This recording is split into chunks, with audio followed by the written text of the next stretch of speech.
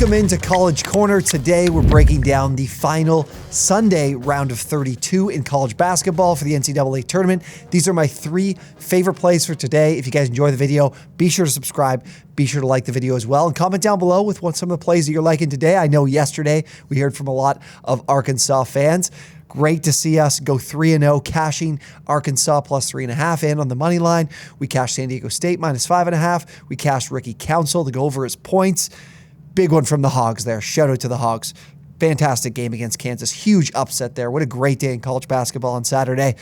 Great day for us and making some money. If I help you make some money, be sure to like as well. Hopefully, we can keep it going, give you another 3-0 day. Today, we're going to 3 sides, no totals, no player props. If you guys are looking for more stuff like that as well and more plays in more of these games, be sure to follow me on Twitter. It's at Tyler McKillop. You would have seen it earlier here at the bottom of the video. But let's not waste any more time. If you guys need anywhere to place your bets as well, DraftKings is a great spot to be able to look at player props, look at sides and totals. You always got to be shopping for the best line, but at DraftKings, if you sign up, bet just $5, you're going to get $150 in bet credits. I'll include that link down below in the description if you're looking for a place to make these wagers.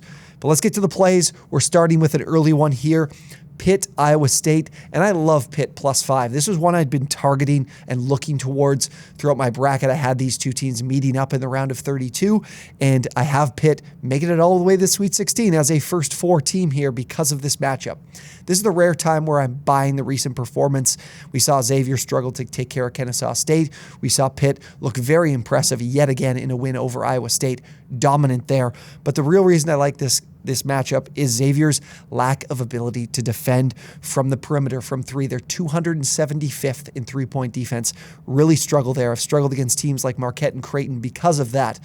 Pitt, excellent 3-point shooting team. 44% of their shots come from 3. That is 34th in the country. So very efficient from there as well. We've got Blake Hinson and Greg Elliott as 2 of their best shooters for Pitt. Hinson shooting over 38%.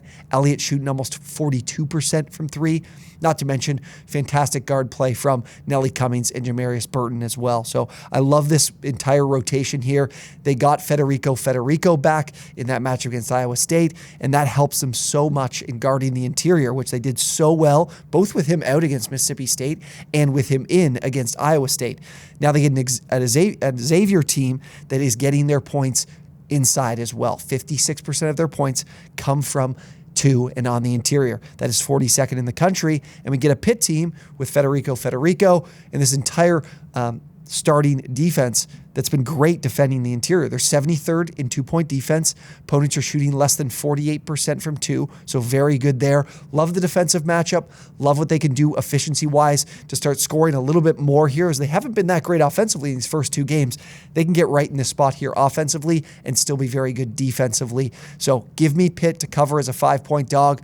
Definitely going to look to take them on a little sprinkle on the money line as well. As we keep things rolling here, we're going to a Big Ten and ACC matchup here. I love Indiana. Take them on the money line. If you want to take them minus 1.5, I'm happy to do that as well. Early on this one, I got it at minus 125 over at Bet Rivers as soon as it went live after the games on Friday, because I was expecting this matchup, one I targeted in my bracket, expecting these 2 teams to meet and wanted to be able to play this one, and I've got a good price here with Indiana. I think this is yet another game. We saw Miami struggle from the field against Drake. I think we'll see that again here. Indiana ranks 15th in the country in 2-point defense, and that is what this Miami team wants to do offensively. They're scoring pretty well exclusively from inside. Their guards, everyone across the floor, is attacking around inside the paint and just outside of the paint as well. But everything inside. But again, Indiana, very good 2-point defense. 45% opponents are shooting, so we love to see that number. Miami's a very undersized team across the board from their starters. Norchad Omier is their biggest option in the starting 5. He's just standing at 6'7". I think this Miami undersized team and undersized group of starters is going to be able to aid the Indiana rebounding struggles they've had throughout the season, and it's been a reason that they had Kent State hanging around. I think the Hurricanes won't be able to take advantage of that biggest weakness for them, both on the offensive defensive side, has been being able to rebound well.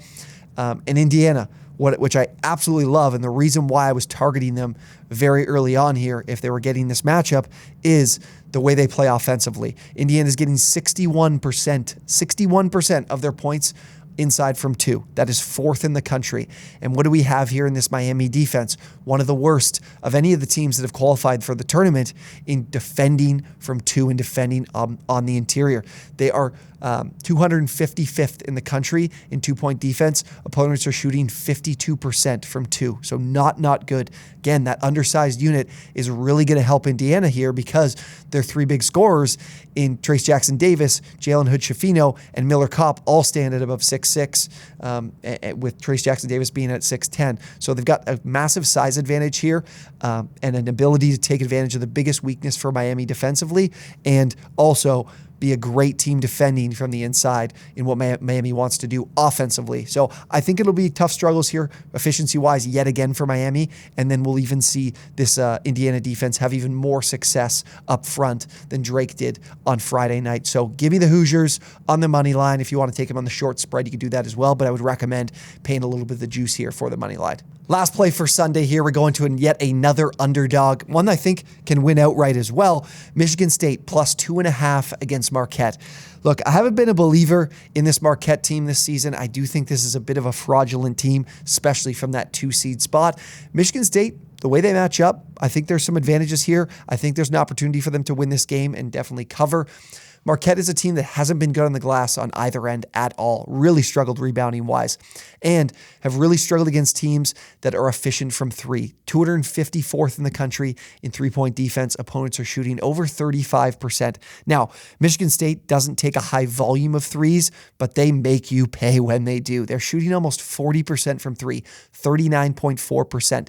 Tyson Walker and Joey Hauser have been dynamic. When they get the ball with a little bit of space from the perimeter, they can score. Walker shooting over 42%. Hauser is shooting, I think, somewhere around 46%. He's one of the most efficient 3-point shooters in the country, believe it or not. And as well, we've got the leader here in point guard, AJ Hoggard. I think that does a great job in limiting the turnovers that Marquette likes to force defensively. That's really the best thing they do defensively. They haven't been great from the field, but they do a great job of forcing turnovers. I like the guard tandem of Walker and Hoggard to take care of the ball and do a good job of limiting that defensive strength there for Marquette. For Marquette on the offensive side, have relied on a very, very efficient offense. I mentioned those rebounding struggles. Haven't had to rebound the ball very much. They're 7th in the country in effective field goal percentage. They're one of the best offenses in the country from an efficiency standpoint, but they run into a Michigan State defense here that is very, very good from the field in their own right. They're top 50 in 3-point defense. Opponents are shooting less than 32%. This is a Marquette team that wants to play and wants to score from the perimeter. Cam Jones especially likes to do that. They're taking almost 42% of their shots from 3.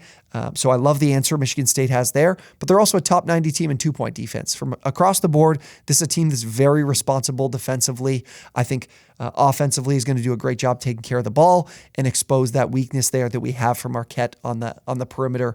And hopefully these guards in Tyson Walker and then as well in Joey Hauser will be able to take advantage of that. I like Michigan State. It's a team I don't think a lot of people will be looking to back in this a 2-8 matchup, 2-9 matchup.